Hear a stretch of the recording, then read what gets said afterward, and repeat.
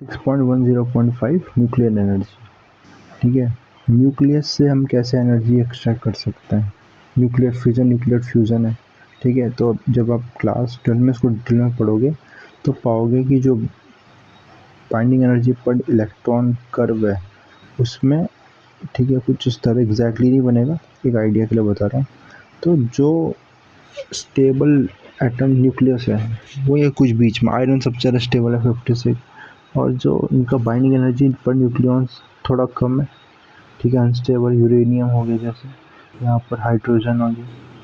तो क्या होगा ये, तो यूरेनियम अनस्टेबल है, अनस्टेबल होने के कारण क्या होता है, it will undergo radio activity and when it undergo nuclear fusion, when we are, हम बम्बार्ड करेंगे न्यूट्रॉन्स को ऑफ सर्टेन एनर्जी।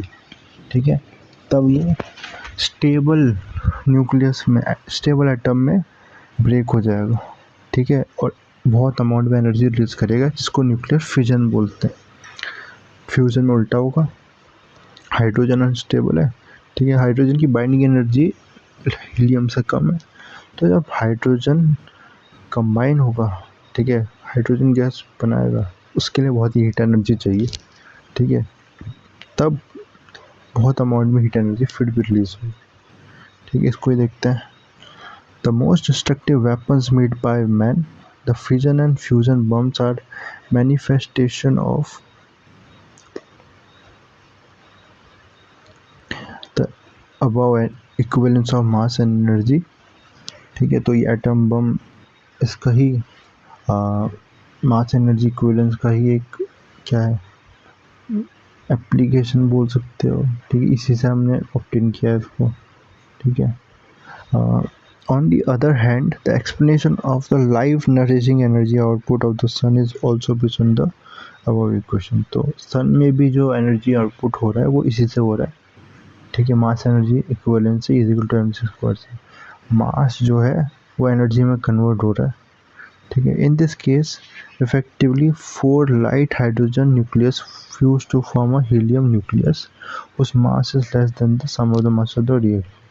ठीक है, तो क्या होगा, 4 लाइट हाइड्रोजन न्यूक्लियाई फ्यूज होके एक न्यूक्लियस हीलियम न्यूक्लियस बनाएंगे, और जिनका इसका मास क्या होगा, इन सब हाइड्रोजन के, 4 हाइड्रोजन के मास से कम होगा।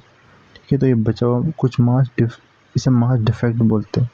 4 हाइड्रोजन का जो मास है वो हीलियम के मास से ज़्यादा है, तो मास डिफेक्ट आ जाएगा, और ये मास डिफेक्ट की वजह से मास डिस्ट्रॉय होकर ही एनर्जी रिलीज करेगा। ठीक है, this mass difference called the mass defect is the source of energy delta m c square. In fission, a heavy nucleus like uranium 23592 U is split by a neutron into lighter nucleus। तो इसमें क्या होगा, तो uranium जो heavy nucleus है unstable, इसको हम क्या करते हैं, बम्बार्ड करते हैं न्यूट्रॉन से, और वो लाइटर न्यूक्लियस में स्प्लिट हो जाता है।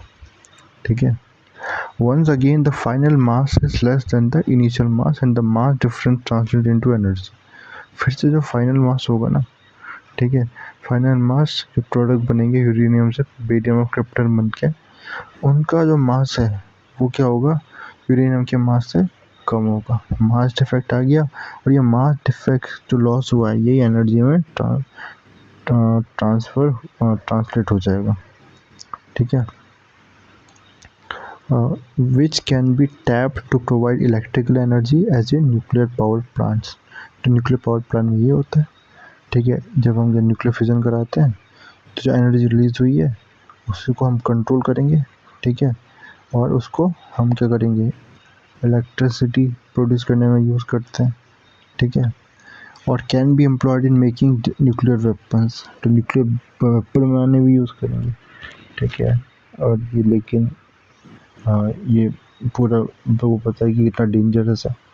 ओके, तो strictly the energy delta E release in a chemical reaction can also relate to the mass defect.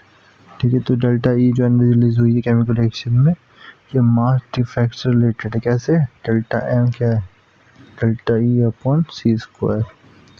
However for a chemical reaction this mass defect is much more than for a nuclear reaction.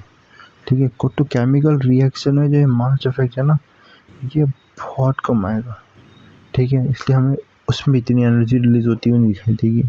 ठीक है, इसमें energy जो है मास में defect है, ये काफ़ी amount में आएगा। तो डेल्टा एम इंटू सी स्क्वायर, तो क्या हो जाएगा, ये एनर्जी रिलीज करेगी।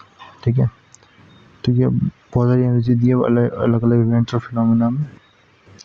ठीक है, तो यहाँ पर दे रखा था नहीं है, तो एनुअल सोलर एनर्जी कितनी है, तो एक बार आपको इसका आइडिया होना चाहिए। ठीक है, आगे बढ़ते हैं फिर।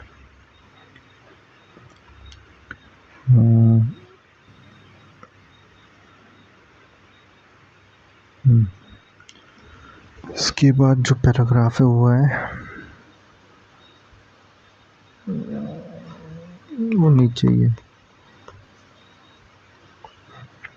We point out a common misconception created by newspaper and magazine. They mention food values and calories and urge us to restrict diet intake to below 24 calories. ठीक है, तो एक मिसकंसेप्शन के बारे में देखते हैं। तो फूड वैल्यू जो जो आर्टिकल छपते हैं न्यूज़पेपर वगैरह में, उसको कितना बोलने को बोला गया, 2400 कैलोरीज। ठीक है, what they should be saying is kilo calories, तो होना किलो कैलोरी चाहिए था ये, क्योंकि 24 कैलोरी बहुत कम है और उतना पर्सन कंज्यूम कर रहा है, तो वो स्टारवेशन से, भूख से मर जाएगा। ठीक है, इसके बाद 1 food calorie is 1 kilo calorie. ठीक है, ओके, थैंक यू।